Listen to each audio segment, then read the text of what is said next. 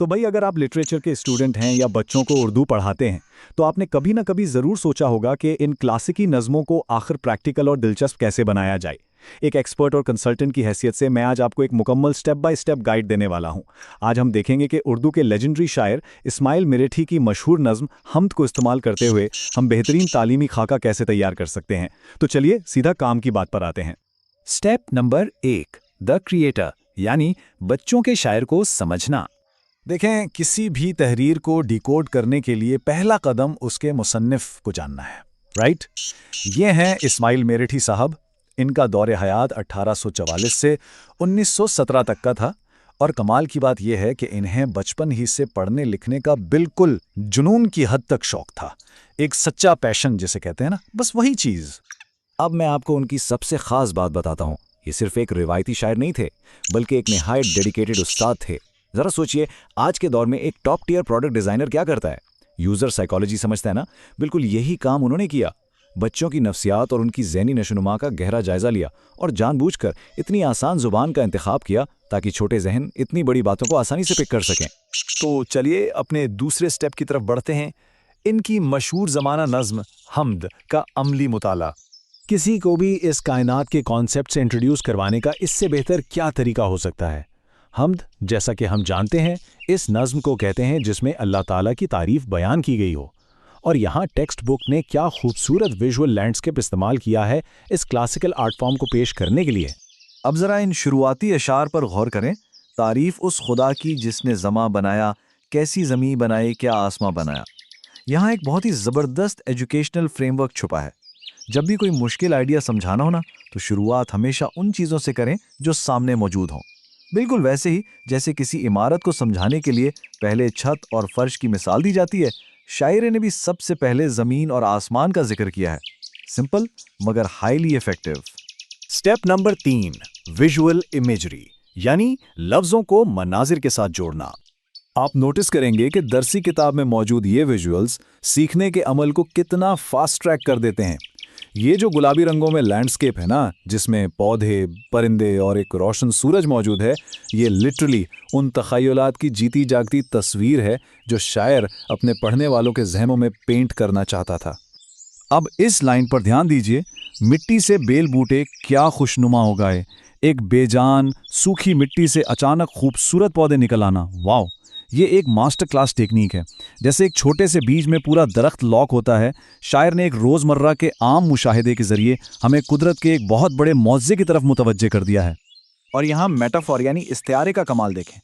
सूरज को महज एक सितारा नहीं, बल्कि रोशनी और हरारत का एक चश्मा कहा गया है। इमेजिन करें, जैसे पानी का चश्मा पूरी ज़मीन को सैराब करता है, वैसे ही सूरज की ये एनर्जी इस पूरी दुनिया को चला रही है।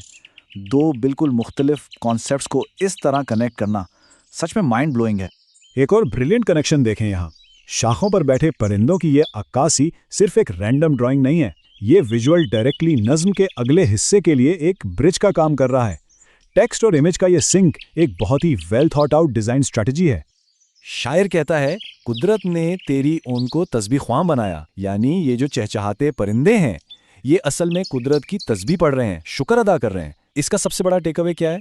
ये कि कायनात का एक एक जर्रा, चाहे वो कितना ही छोटा क्यों ना हो, एक पर्पस के साथ काम कर रहा है। ये नजरिया एम्पैथी और माइंडफुलनेस बिल्ड करने का एक बेहतरीन टूल है। चौथा स्टेप, वोकैबुलरी और अल्फाज की गहराई। चलिए देखते हैं। देखें, हम बतौर कंसल्टेंट हमेशा कहते हैं कि फाउंडेशन स्ट्रांग होनी चाहिए। जब तक अल्फाज के मतलब क्लियर ना हो, पूरी पिक्चर समझ नहीं आती। इस मश्क यानी एक्सरसाइज वाले हिस्से का मकसद सिर्फ रट्टा लगवाना नहीं है, बल्कि टेक्स्ट के असल एसेंस को एक्सट्रैक्ट करना है। मिसाल के तौर पे इस लफ्ज़ खिल्लत को लें। खिल्लत असल में वो बहुत ही महंगा शाही लिबास होता है जो बादशाह अपने ख़ास लोगों को इनाम के तौर पे देते हैं। Think of it like a modern day highest civilian award. तो जब शायर कहता है कि ज़मीन ने सब्ज़ खिल्लत पहनी है, तो वो ग्रीनरी को सिंपली घास नहीं कह रहा, बल्कि उसे एक शाही इनाम का दर्जा दे रहा है। कितना पावरफुल विजुअल है ये। एक और लफ्ज़ जो यहाँ बिल्कुल गेम चेंजर है, रायगा, जिसका मतलब है बेकार या ज़ाया हो जाना। अब आप सोचेंगे कि एक बच्चों की नज़म में इतना हैवी वर्ड क्यों? क्योंकि ये सीधा उस फिलॉसफिकल कंक्लूजन की तरफ लीड करता है जहाँ शायर हमें ले जाना चाहता है। आइए मैं आपको दिखाता हूँ। ये देखें, आखिरी मिसरे में है असल पंच लाइन। ये कारखाना तूने कब रायगा बनाया, बूम। पूरी कायनात को एक मैसिव हाईली फंक्शनिंग कारखाना यानी वर्कशॉप कह दिया गया है, जहां कोई भी चीज, लिटरली कोई भी चीज आउट ऑफ प्लेस या यूजलेस नहीं है। ये सिर्फ एक सवाल नहीं है, ये कायनात के पर्पस के बारे में एक बहुत बड़ा क्लेम है। और अब आते हैं हमारे 5वें और आखिरी स्टेप पर, अस्बाक और क्रिटिकल थिंकिंग। इस एक्सरसाइज का टाइटल ही है सोचिए और बताइए। एक एजुकेटर की नज़र में मैं आपको बता दूं कि ये सवालात सिर्फ मेमोरी टेस्ट नहीं हैं, ये एक्चुअली वो प्रैक्टिकल टूल्स हैं जो एनालिटिकल माइंड को ट्रिगर करते हैं। ये मजबूर करते हैं कि आप सरफेस लेवल से डीप डाइव करें। पहला सवाल देखें, शायर ने बेल बूटों को मिट्टी से उगाया हुआ क्यों कहा है? ये इफेक्टिवली कॉन्ट्रास्ट एनालाइज करना सिखा रहा है कि कैसे एक डल और आम सी मिट्टी से अचानक इतने वाइब्रेंट कलर्स और लाइफ निकल आती है। ये ट्रांसफॉर्मेशन और क्रिएशन के प्रोसेस पर गौर करने की खुली दावत है। फिर ये सवाल, सूरज को चश्मा क्यों कहा गया है?